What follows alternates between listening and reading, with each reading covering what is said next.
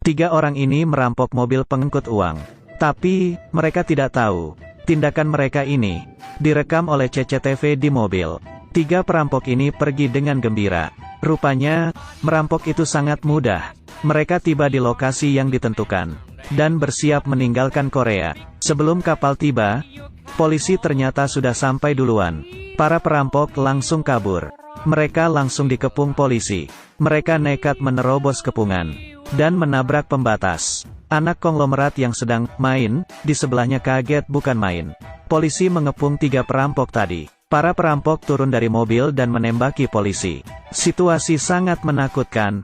Anak konglomerat di mobil sebelah turun dan lari keluar. Aku tidak bersalah. Aku tidak melakukan apapun. Baguslah. Mereka berdua langsung menjadi sandera. Perampok mengangkut mereka ke mobil. Mereka menerobos polisi dan lolos. Kejar-kejaran pun tidak terelakkan. Perampok menginjak gas terkencang hingga rodanya lepas. Mobil tak bisa melaju kencang karena satu rodanya lepas. Mereka kehilangan kontrol. Untung saja mereka berhenti di gerbang klub Roma Holiday. Tiga perampok menahan dua sanderanya. Menerobos ke klub malam itu. Silakan ke sini. Ada 5 tamu. Setelah perampok melepaskan tembakan, klub malam itu hening seketika. Perampok mengumpulkan sandera di tengah aula, lalu menyuruh koki masak daging panggang. Tiga perampok itu mabuk-mabukan. Belum sempat menikmati hasil curian mereka. Hidup mereka berada di ujung tanduk. Mereka tidak ingin menunggu lagi. Dan akhirnya memutuskan untuk saling membunuh. Mereka bertiga saling menodongkan pistol. Tapi, tak ada yang sanggup menarik pelatuk. Salah satunya mengusulkan untuk membunuh sandera saja. Orang-orang ini tidak kesepian. Kerjaannya hanya ke diskotik, hidupnya tidak berguna. Akhirnya, ketiga perampok ini tidak membunuh mereka. Mereka juga tidak ingin mati. Akhirnya, mereka memutuskan melakukan aksi gila lagi. Di sana ada arak dan daging. Mereka ingin melakukan hal yang belum pernah dilakukan sebelum mati. Mereka menyuruh para sandera berdiri, dan menempelkan nomor di badan setiap sandera, dan memerintah mereka seperti militan. Di antara mereka, muncul seseorang sebagai ketua. Beri tepuk tangan pada ketua. Mereka menyandera sekitar 100 orang. Masalahnya adalah mereka lapar dan haus. Lalu perampok menelepon polisi di luar. Mereka memesan 100 porsi pizza. Polisi tidak berani menundanya, dan langsung memesannya. Tak lama, para pengantar pizza sampai. Salah satu sandera ingin pergi untuk merawat anaknya di rumah. Bila ia tidak pulang, anaknya akan kelaparan.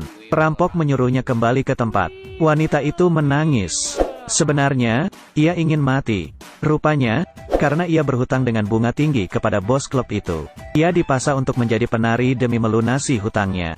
Para perampok kasihan dan membantunya melunasi hutang di klub itu. Lalu mereka menyobek kertas hutangnya. Rupanya wanita itu meminjam 50 juta won. Perampok langsung memberinya 200 juta won. Bos klub sangat gembira. Lalu mereka merampas lagi uang di tangan bos klub. Namanya juga perampok. Iya, harus merampok. Bos klub menahan diri. Ia masih belum merasakan uang tadi. Ia lalu memaki perampok. Ia lalu dipukul oleh bawahannya sendiri menggunakan tongkat baseball. Perampok melepaskan ikatan seorang sandera wanita. Saat bersiap melepasnya, ia juga menyelipkan beberapa ratus juta won ke dalam baju wanita itu. Sandera lain mulai curiga karena salah satu sandera telah dilepas. Para rampok memutuskan untuk memilih beberapa sandera yang akan dilepas. Setiap sandera harus menceritakan alasan mengapa mereka harus dilepaskan. Kemudian, ada cerita ini. Seorang wanita mengatakan besok akan menikah. Perampok menatapnya lekat-lekat. Kenapa ke diskotik kalau besok menikah? Mereka mengira ia bukan orang baik, dan menolak melepaskannya. Seorang pria botak berkata pacar lelakinya sedang menunggunya di rumah. Perampok rasanya ingin menembaknya. Menjijikkan. Lalu ada wanita yang mencoba merayu mereka. Namun juga ditolak. Mereka adalah perampok. Lalu mereka melihat beberapa siswi SMA. Belum cukup umur, tapi sudah ke klub. Mereka lalu menyuruh ketua untuk memukul beberapa siswa SMA. Semua orang mengatakan alasannya. Hanya sisa bos klub saja. Ia menyepelekan perampok. Bukannya kamu punya pistol? Tanpa pistol kalian bukan apa-apa. Letakkan pistol kalian, lalu kalian punya apa? Bila kalian laki-laki, terima tantanganku. Bos klub menunjukkan tubuhnya yang penuh tato. Bos perampok menerima tantangan itu. Mereka berdua duel. Bos klub terjatuh dihajar bos perampok. Para sandera bengong. Keren sekali. Seterusnya aku akan menghormatimu. Tidak perlu, kembali ke tempatmu. Aku akan patuh. Beberapa sandera yang terpilih dilepaskan. Saat diwawancara, mereka semua memuji para perampok. Pria-pria tampan itu meminta saya untuk tekun belajar. Mulai hari ini aku akan giat belajar. Ibu, mulai hari ini aku tidak akan ke klub malam lagi. Suamiku, maafkan aku. Karena teman-teman menyuruhku ke sini, makanya aku datang. Seorang konglomerat melihat anaknya tidak dilepaskan. Melampiaskan amarah kepada bawahannya. Ia menyuruh bawahannya menekan polisi untuk segera menyelamatkan putranya. Putranya adalah sandera pertama yang main di mobil tadi. Kembali ke adegan polisi mengantar makanan ke perampok. Sandera keluar mengambil makanan. Ia segera menendang perampok saat mereka lengah. Lalu lari keluar. Aku bebas. Hal ini membuat bos perampok marah. Ia menelepon polisi. Bila dalam 2 jam sandera tadi tidak dikembalikan, maka setiap 5 menit ia akan menembak 1 orang. Keluarga sandera yang mengetahui kabar itu berkumpul di depan rumah sandera yang kabur tadi dan memintanya untuk kembali. Ia tidak boleh egois dan membiarkan yang lain mati.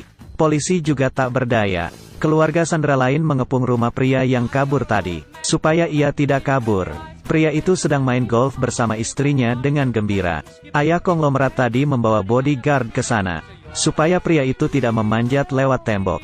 Pria itu ditangkap lagi dan dikembalikan. Namun ia berniat kabur lagi. Ia segera ditodong senapan oleh polisi. Sekarang ia hanya bisa pasrah. Sebenarnya, siapa perampoknya?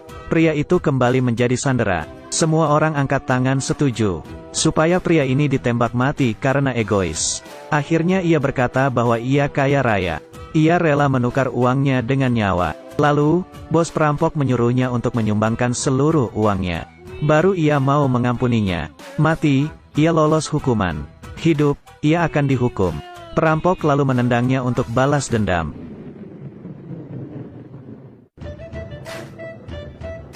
Untuk merayakan kemenangan ini, perampok mengadakan pesta. Semua sandera berkumpul jadi satu. Makan, mabuk, dan mengobrol.